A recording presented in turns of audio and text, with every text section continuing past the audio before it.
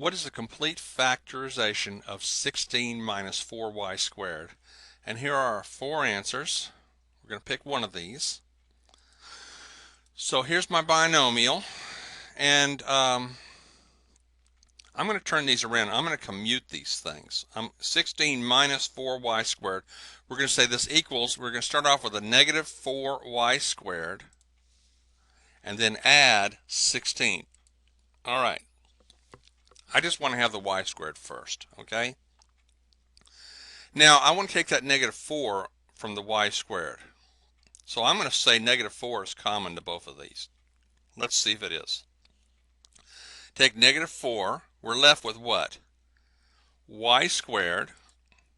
Now, negative 4 times what is 16?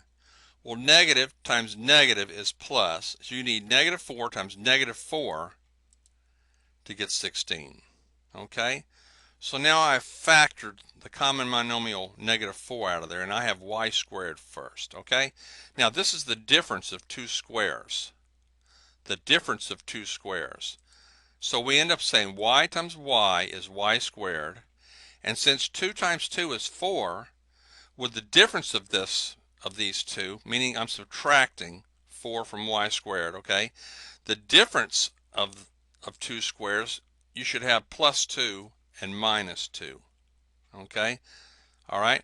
Now to prove this, let's go back and look at it. Y times y is y squared, plus 2 times minus 2 is a minus 4.